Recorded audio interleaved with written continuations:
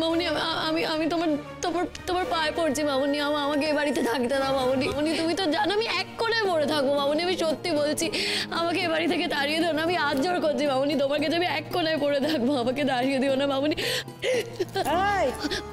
এই বাড়িটাতে তো আমি আর একলা থাকি না, আমার ছেলে থাকে, মেয়ে থাকে, আমার আর যাই হোক না কেন, যা দেখি তাদেরও সবার কাছে পায়ে ধরে ধরে জিজ্ঞেস কর, দেখি তারা কি বলে। যা যা পায়ে ধর যা। আমি আমি আমি সবার পায়ে ধরছি, পায়ে ধরছি আমি। মেজো মেজো মেজো এটা কে কে তোরা বল, আমাকে এ বাড়িতে থাকতে দে না রে, আমাকে এ বাড়িতে থাকতে দে না রে, তাড়িয়ে দিস না আমাকে, এ বাড়িতে থাকতে দে না, দে না আমাকে এ বাড়িতে থাকতে দে না আমাকে। এই শোন, এত নাটকটা আমাদের সহ্য হয় না, আর তোর সাথে থাকা আমাদের পক্ষে একটুও সম্ভব নয়। এরকম করিস না, দেখ এরকম করিস।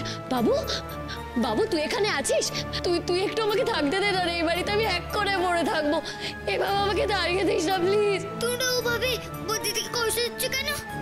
দাঁড়াও, আমি এক্ষুনি ওদের সকলকে বিদায় বাড়িয়ে দিচ্ছি। তোমরা সকলে না, আমি ম্যাজিক করবো না, আমি চাই মামাকে ডেকে আনি, মাম্মা তোমার দিকে খুব বকে দেবে। মাম্মা মাম্মা মাম্মা মাম্মা মাম্মা মাম্মা মাম্মা কোথায় তুমি? দেখি হালু, বড় বড় করে হাঁ করো হালু। মাম্মা মাম্মা ভুতু দিদি, মা ভুতু দিদি চলে এসছে। মাম্মা সব সব আমার জন্য হচ্ছে গো, সব আমার জন্য। বদ্দিদি আমার সাথেই ছিল, বদ্দিকে এত বড় একটা গাড়ি মেরে দিয়েছে। কি করে আমি হালুমকে ভুতুর কাছে যেতে দিই? হালু কোথায় যাচ্ছ? বসে এখানে খেতে খেতে উঠতে নেই, চুপ করে বসো। বৌদি, ভূতু কিন্তু এত কিছুর পরেও ফিরে এসছে, তুমি আর হালুমকে আটকেও না, ওরা কিন্তু ভাই বোন। বাবা আমি একটা বাচ্চা মানুষ না, আমাকে ফেলে চলে এলে সকলে, আমাকে ভুলে গেলে বুঝি? কে ভুলে গেছে ভূতু দিদি তোমাকে? আমি তো তোমার কাছে যাচ্ছিলাম। হালুম খেতে খেতে কথা বলতে নেই, ভীষণ লাগবে না, নাও। মাম্মা মাম্মা আর একটুই তো বেঁচে আছে গো, তুমি শিগগিরই একটু নিচে চলো না। মাম্মা আমি বদ্দিদিকে নিয়ে এসেছি গো, কিন্তু ওরা কেউ বদ্দিদিকে ঘরে ঢুকতে দিচ্ছে না, তাড়াতাড়ি চলো না গো। ঘরে ঢুকতে দিচ্ছে না তোমার বদ্দিদিকে? কারা গো? মৌলি ফিরে এসছে আর ওর মা ওকে ঢুকতে দিচ্ছে না। সবকিছুর একটা লিমিট থাকে, আমি দেখছি। আর কতবার কতভাবে অপমানিত হবে নির্ঝর? হাসপাতালের বিল মেটানো ছিল, মেটানো হয়ে গেছে, আর তো কোনো দরকার নেই ওদেরকে হেল্প করার। অনেক অপমান করেছে ওরা আমাদের। আমরা যে মৌলির কাছে খারাপ লোক সেটা ভুলে গেলে তুমি? তোমরা কেউ যাবে না মাম্মা? এটা তুমি কি বলছো বৌদি? একজনের বিপদে আমরা কেউ পাশে দাঁড়াবো না?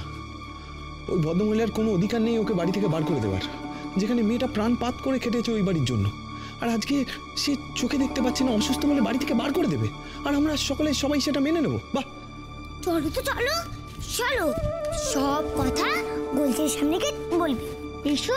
নির্ঝর দাঁড়াও, যেও না নিচে, আবার একটা বড়সড় গন্ডগোল বাঁধবে, একটা কথা শোনে না কেউ। বাবা হ্যাঁ মা, মৌলি কোথাও যাবে না, ও আমার মেয়ে, ওই বাড়িতেই থাকবে।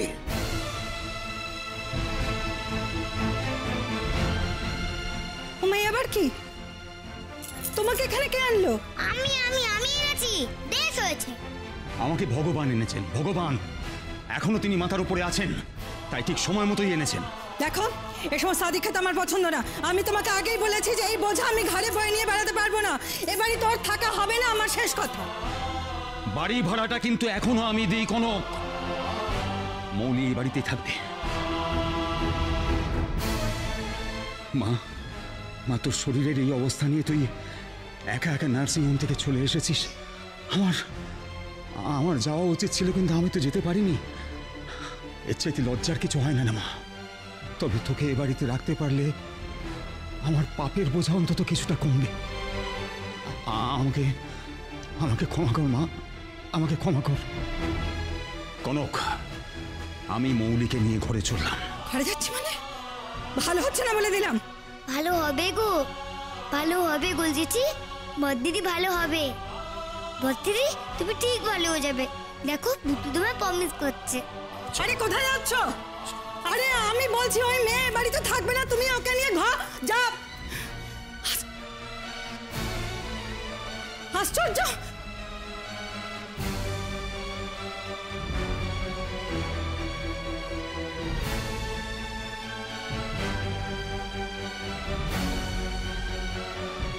এই শোন, এদিকে আয় তোরা। কি ব্যাপার বলতো? হ্যাঁ, বেড়ালের গলায় আজ হঠাৎ বাঘের ডাক? এসো দিদি, তোমার নিজের ঘরে এসো। আস্তে আস্তে মা, দেখলি তো ভালো চপ্পলকে কেমন পাপ করে বুকে দিল। তোমার আর কোনো চিন্তা নেই, ভালো জেঠু তুমি সকলকে এইভাবেই বকবে। বস মা, বস। আরে মা, এখন শরীরটা কেমন লাগছে? ভালো বাবা, শুধু একটু ক্লান্ত লাগছে। জানি মা, জানি, খুব স্বাভাবিক। কিন্তু মা, আজ তোকে আমি যেভাবে এ বাড়িতে রাখতে পারলাম, আমি তো রোজ রোজ তোকে এভাবে গার্ড করতে পারবো না রে। আজ আমি তোর হয়ে গলা তুললাম ঠিকই, কিন্তু কি করে যে তুললাম তা আমি নিজেই জানি না। আর তুই তো কনককে চিনিস, এরপর সব শোধ তুলবে তোর ওপর। কি করে লড়বি রে মা রোজ রোজ? যুদ্ধটা যে বড় কঠিন হতে চলেছে। বদিদিকে যুদ্ধ করতে হবে বুঝি? আমি আছি না, আমি বদিদিকে ক্যারেটে শিখিয়ে দেবো। আমি তো আগে বাবলু দাদার কাছে ক্যারেটে শিখেছিলাম, দেখবে? দাঁড়াও। ইয়া, ইয়া, ইয়া।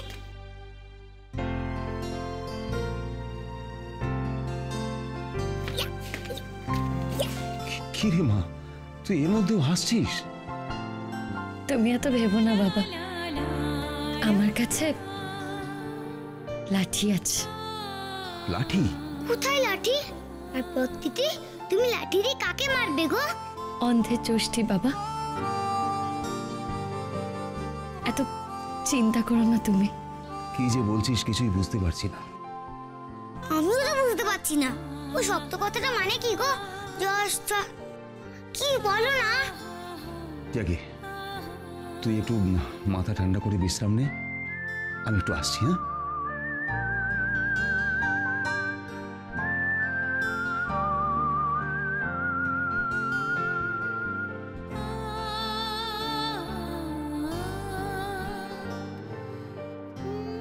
জ্যোষ্ঠী মানে কি জানিস? জ্যোষ্ঠী মানে লাঠি। তুই তো আমার লাঠি। আমি তোমার লাঠি? তোমার আমাকে দেখে লাঠি মনে হচ্ছে? যাও, আমি তোমার সাথে কোনোদিনও কথা বলবো না। আরে আরে আরে পাগলি মেয়ে, কোথায় যাচ্ছিস তুই? হ্যাঁ, অন্ধের তো একমাত্র ভরসা লাঠি রে। লাঠি ছাড়া তারা এক পাও চলতে পারে না। লাঠি তাদের সবচেয়ে বড় বন্ধু, ভরসার জায়গা, বিশ্বাসের জায়গা। তাই তো তুই আমার লাঠি, বুঝলি? ভরসা লাঠি? ঠিক আছে না, আমি তোমার ভরসা লাঠি হলাম। কিন্তু বল দিদি, তুমি দেখো তোমার চোখটা ভালো হয়ে যাবে। তোর ঋণ আমি কি করে শোধ করবো রে পুতু? আচ্ছা বল দিদি, ঋণ মানে কি গো? ঋণ মানে ধার। বল দিদি, আমি কিছু জানি না। না, তুমি আমায় পড়াবে, পড়ে মাসতে ভালো মানুষ করবে। আরে এত ছোট যে জানি না ও ভূত। মৌলি,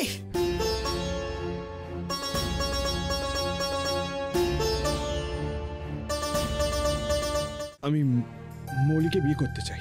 এখন তুই নিঝড়ের মাথায় ঢোকাবি যে মৌলিকে বিয়ে করতে হবে। ভূতকে আশকারা দিয়ে মাথায় তুলে ভুলটা আমিই করেছি। আমি তোমার কাছ থেকে অনেক অনেক দূরে চলে যাব ঠাকুর। মাম্মু যাতে আমাকে আর কোনো দিনও না দেখতে পায় গো ঠাকুর।